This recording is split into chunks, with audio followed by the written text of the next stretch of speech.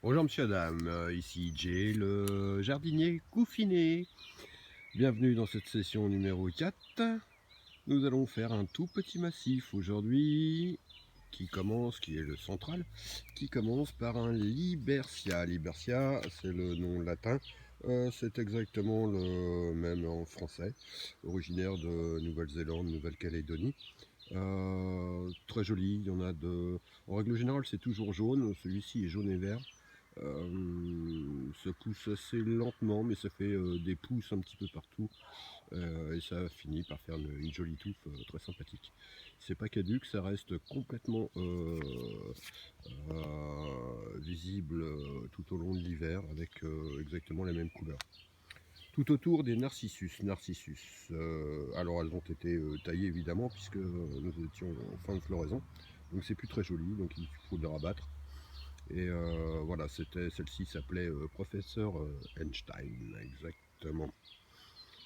Sur la droite, et comme sur la gauche, mais celui de gauche est décédé, Euchera. Euchera, on en avait parlé lors de la première session. Euchera, c'est une euchère. Celle-ci est pourpre. Euh, et alors les petites taches blanches, ce ne sont pas les fleurs, c'est les pétales tombés de l'arbre qui est au-dessus. Rien de spécifique sur cette plante, on en avait déjà discuté un petit peu avant. Je parlais de l'arbre, alors effectivement cet arbre est un amélanchier. Amélanchier en français aussi, pareil. Il subsiste encore quelques feuilles blanches. Il y a 4 ou 5 jours, il était totalement immaculé de ces petites fleurs blanches au cœur rose. Très joli, mais ça dure hélas pas suffisamment longtemps pour pouvoir en profiter. Sinon c'est un très bel arbre. Pour la petite histoire, c'est d'ailleurs le premier que j'ai planté en arrivant ici, en commençant le jardin, il y a 13 ans maintenant. Derrière la roue du bonheur et de la fortune, pour le dernier arbuste, un miscanthus. On en avait discuté la dernière fois sur un miscanthus zebra. Celui-ci, c'est le commun. Miscanthus, c'est une eulalie, exactement. E-U-L-A-L-I-E. Eulalie. Que dire de plus là-dessus, c'est qu'en fait celui-ci va grandir, même jusqu'à un petit peu plus du départ des premières branches de la mélanchier. Et va nous donner des plumeaux, alors plus importants que le zébra, plus gros que le zébra, qui est sympa, bon à couper puis à mettre en pot mais à les laquer évidemment parce que bon, ça fait des petites peluches qui se promènent un petit peu partout. Bah voilà mon vainqueur qui est juste là, à la recherche de sa connerie habituelle, quotidienne. Je vais en profiter pour vous faire voir quand même quelques arbustes fleuris avant qu'ils ne le soient plus. Toc toc toc. Ou qu'ils l'ont été, on va dire. Un Caenomélès, un cognacier du Japon. Il reste encore quelques petites fleurs, mais c'est un des premiers, tout de suite après l'hiver, à réellement fleurir. Il n'est pas taillé, je ne me suis pas du tout occupé du côté japonais pour l'instant. Ça va arriver par la suite. Alors, la dame aux camélias, eh bien elle est là. Camélia en fin de floraison, mais il subsiste encore quelques jolies fleurs euh, pour l'instant encore open. Pour celles qui restent d'ailleurs, je vais certainement les mettre dans un vase très plat. Euh, une jatte avec de l'eau et puis couper les tiges et les laisser se promener sur l'eau tranquillos.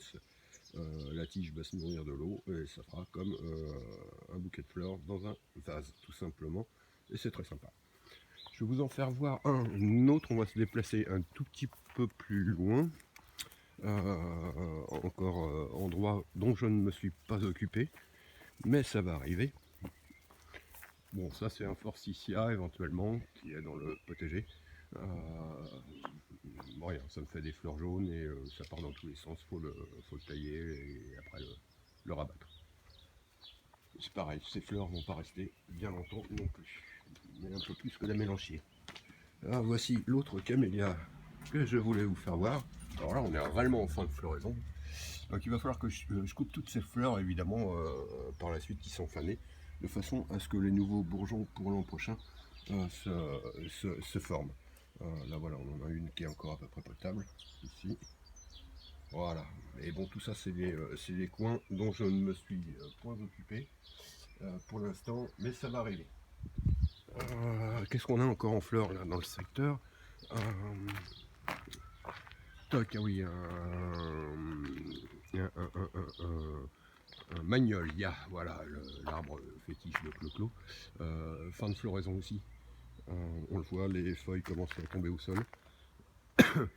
Ça va, c'est un très très bel arbre, c'est magnifique, le port est majestueux. Alors c'est pas un tulipier, hein, ça c'est un vrai magnolia. Un tulipier c'est un cultivar en fait, hein, c'est un truc qui sort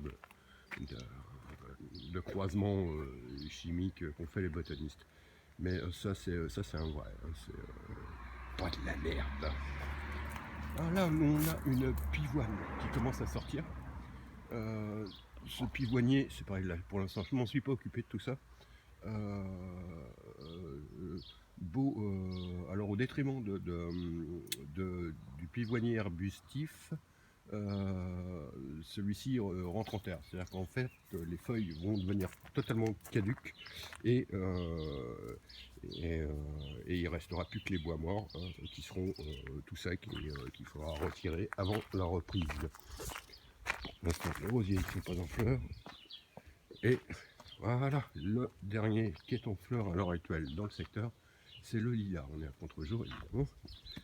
T'es un bon mon petit lilas double celui-ci. C'est un lilas double.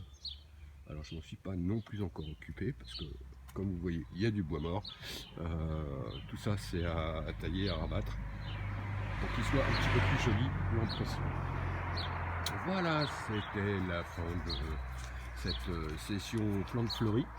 Bah écoutez, je vais vous dire comme d'habitude, et puis restez bien à couvert, et surtout, sus au Covid-91. Bisous les enfants.